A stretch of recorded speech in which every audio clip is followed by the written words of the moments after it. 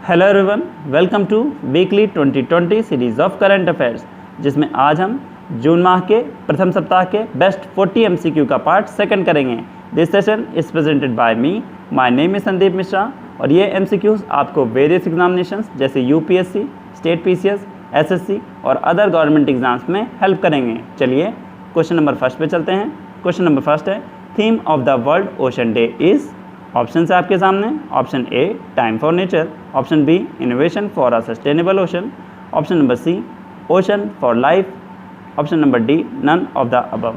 तो मैं आपको बता दूं, अभी हाल ही में 8 जून को वर्ल्ड ओशन डे मनाया गया है, जिसकी थीम थी innovation for a sustainable ocean, यानी कि option B is correct answer. चलिए क्वेश्चन नंबर 2 पे चलते हैं। क्वेश्चन नंबर 2 है, consider the following statement about Vidyadaan 2.0 programme.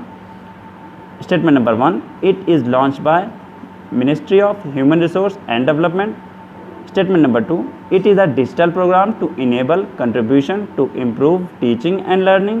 Option है आपके सामने। Option A, 1 and 2 are correct. Option B, only 1 is correct. Option C, 1 and 2 are incorrect. Option number D, only 2 is correct. तो मैं आपको बता दूं, अभी रोटरी इंटरनेशनल और NCERT ने ई कंटेंट डेवलप करने के लिए एक MOU साइन किया है, और ये ई कंटेंट होगा क्लास 1 to 12 के स्टूडेंट्स के लिए।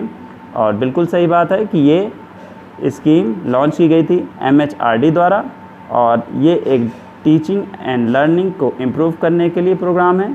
तो ऑप्शन ए आपका सही हो जाता है। चलिए क्वेश्चन नंबर 3 पे चलते हैं, जो कि है, which country has innovated Miyawaki method. Option है आपके सामने। Option A, South Korea. Option B, Philippines. Option C, Japan. Option D, Indonesia. तो मैं आपको बता दूं, अभी हाल ही में केरल गवर्नमेंट ने अपने बाढ़ प्रभावित क्षेत्रों में इस मेथड को यूज़ करने का निर्णय लिया है। इस मेथड के तहत ढेर सारे पेड़ बाढ़ प्रभावित क्षेत्रों में लगाए जाएंगे, जिससे वहाँ की मिट्टी को कटने से बचाया जा सके। ये मेथड आम कन्वेंशनल मेथड से 10 गुना तेज़ी से काम करता है, और इसमें प्लांट्स की देखरेख कम करनी पड़ती है, और ये जापान द्वारा विकसित किया गया एक मेथड है, यानी ऑप्शन सी सही हो जाता है। क्वेश्चन नंबर 4 पे चलते हैं। क्वेश्चन नंबर 4 है, consider the following statement about Daulat Beg Oldi. ये दौलत बेग ओल्डी के बारे में है। स्टेटमेंट है आपके सामने, it is located in Leh district of Ladakh. Statement number 2 है, it connects Ladakh to Tarim basin. Option है आपके सामने। Option A, only 1 is correct. Option B, only 2 is correct. Option C, both are correct. Option number D, both are incorrect. तो मैं आपको बता दूं, अभी हाल ही में इंडिया चाइना के बीच में कॉन्फ्लिक्ट चल रहा है, आप लोग जान ही रहे होंगे, और ये बहुत ही स्ट्रैटेजिक लोकेशन है इंडियन पर्सपेक्टिव के हिसाब से। और मैं आपको बता दूं, ये दोनों ही स्टेटमेंट करेक्ट हैं। ये लेह डिस्ट्रिक्ट में पड़ता है लद्दाख में, और ये तारम बेसिन को लद्दाख बेसिन से कनेक्ट करता है, और both are correct. Option C is the correct answer. चलिए क्वेश्चन नंबर 5 पे चलते हैं। पहले आपको बता दूं, ये दौलत बेग ओल्डी की लोकेशन है, ये अक्साई चिन का क्षेत्र है, ये कश्मीर का क्षेत्र है, यहाँ पे पड़ता है दौलत बेग ओल्डी। चलिए क्वेश्चन नंबर 5 पे चलते हैं। क्वेश्चन नंबर 5 है, both India and Bhutan is not a member of. Option है आपके सामने। Option A, SAARC. Option B, BIMSTEC. Option C, BBIN। Option D, BRICS. सोचिए इसके बारे में। तो इसका करेक्ट आंसर होगा ऑप्शन डी, ब्रिक्स, यानी ब्रिक्स का पार्ट नहीं है, भूटान नहीं है ब्रिक्स का पार्ट। ठीक है, मैं आपको बता दूं,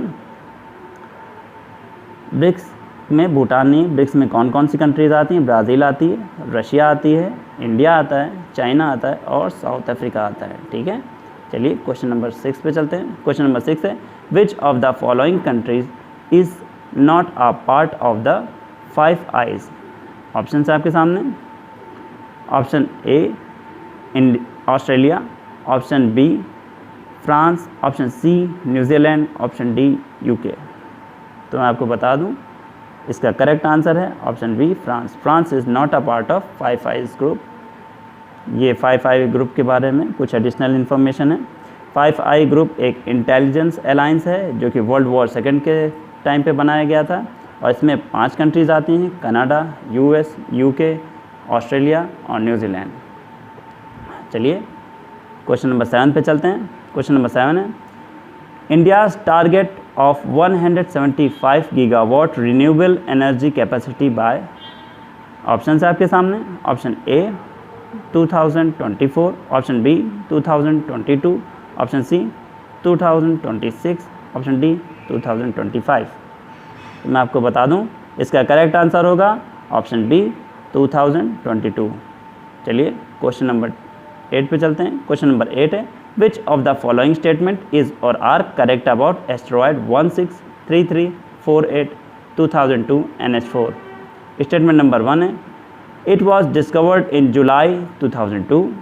स्टेटमेंट नंबर 2 है its diameter is estimated between 250 to 570 meters and is classified as PHA यानी potential hazardous asteroids। ऑप्शन है आपके सामने। Option A only 1 is correct, option number B only 2, option number C both 1 and 2, option D none of the above. तो इसका correct answer मैं बता दूं आपको, इसका करेक्ट आंसर है ऑप्शन सी, यानी कि इसे डिस्कवर किया गया था जुलाई 2002 में नासा के द्वारा और इसका डायमीटर इतना ही होता है और ये पोटेंशियली हैजार्डस एस्टेरॉयड है। ठीक है, यानी कि ये अर्थ को नुकसान पहुंचा सकता है। ओके, और मैं आपको बता दूं ये नियो है, यानी कि नियर अर्थ ऑब्जेक्ट में आता है जिसे नियो भी कहते हैं। ठीक है, चलिए क्वेश्चन नंबर 9 पे चलते हैं। क्वेश्चन नंबर 9 है living planet report is published bye.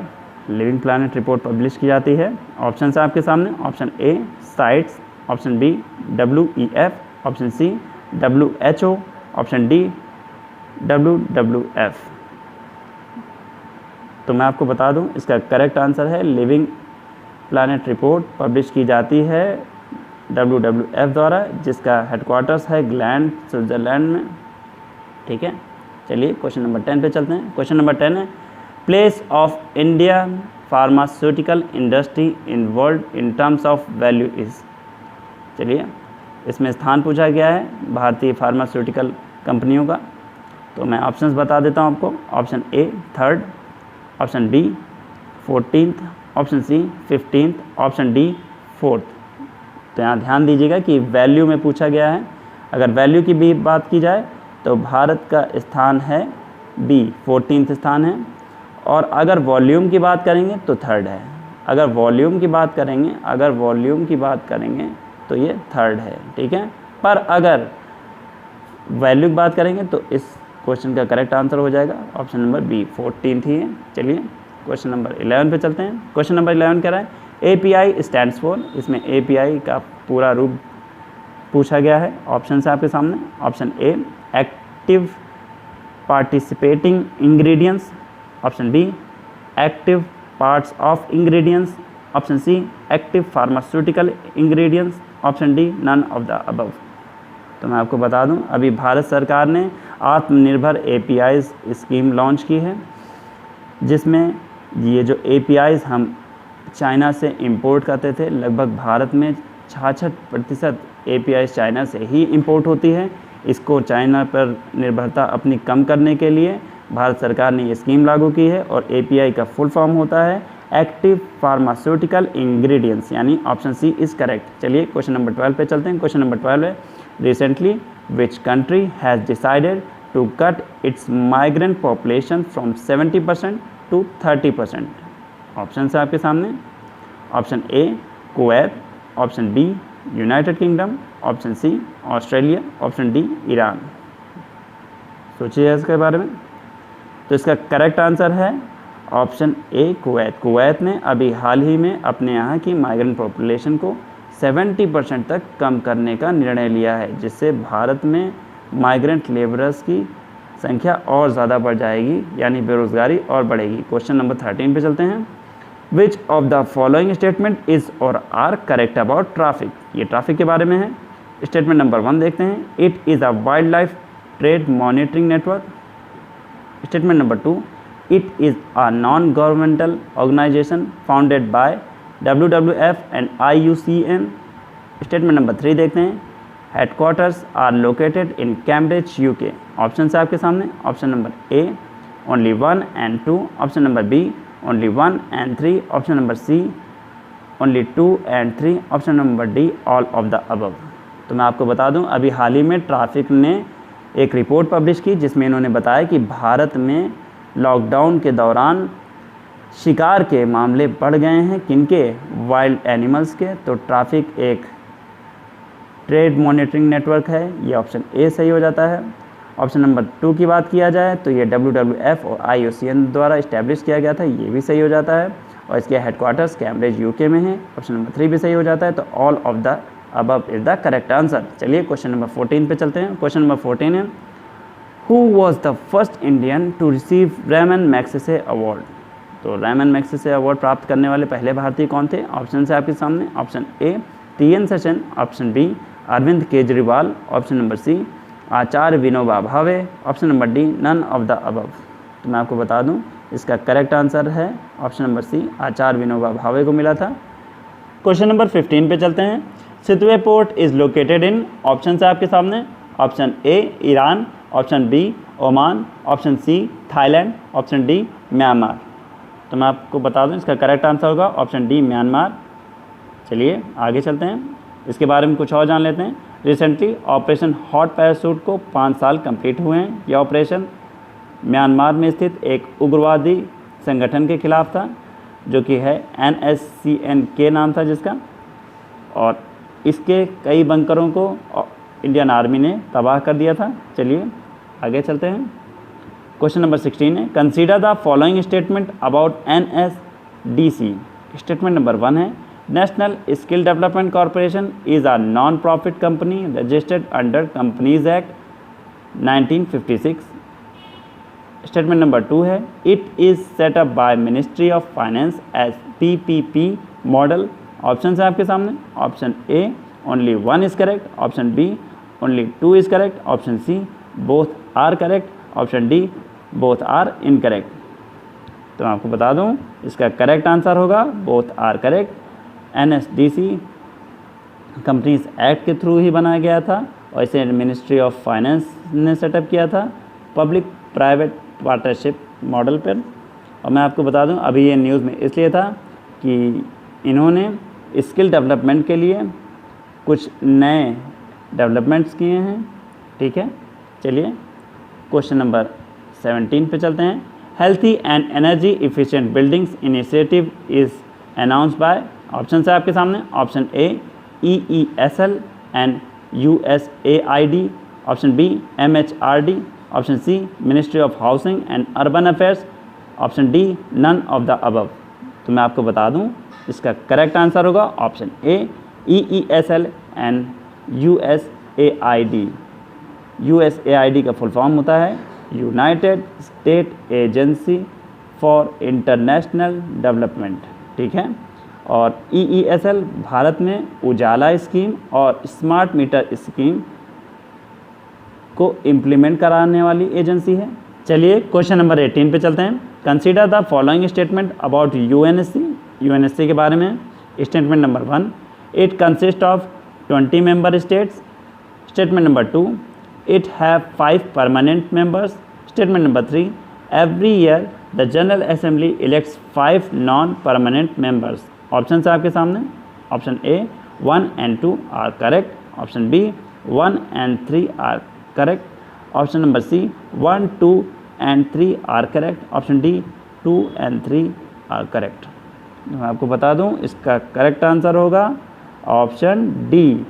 अगर आप लोगों को पता हो कि यहाँ पर UNSC में 15 ही मेंबर हैं टोटल, तो आपका 2 और 3 अगर स्टेटमेंट नहीं भी पता है तो भी ये आपके ईजिली हो जाते हैं। कैसे कि ऑप्शन ए एलिमिनेट हो जाता, बी एलिमिनेट हो जाता, सी एलिमिनेट हो जाता। ठीक है, यानी कि UNSC में 15 मेंबर्स हैं, 5 परमानेंट हैं और 10 नॉन परमानेंट हैं। चलिए क्वेश्चन नंबर 19 पे चलते हैं। क्वेश्चन नंबर 19 है, border area development programme was launched bye.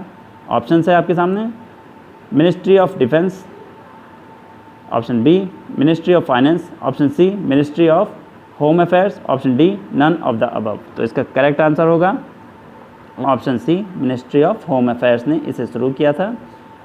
ठीक है, और ये स्टार्ट क्यों किया गया था? ये इसलिए स्टार्ट किया गया था कि चाइना और पाकिस्तान से लगने वाली बॉर्डर्स पे हम अपने डेवलपमेंट प्रोग्राम्स पे फोकस कर सकें।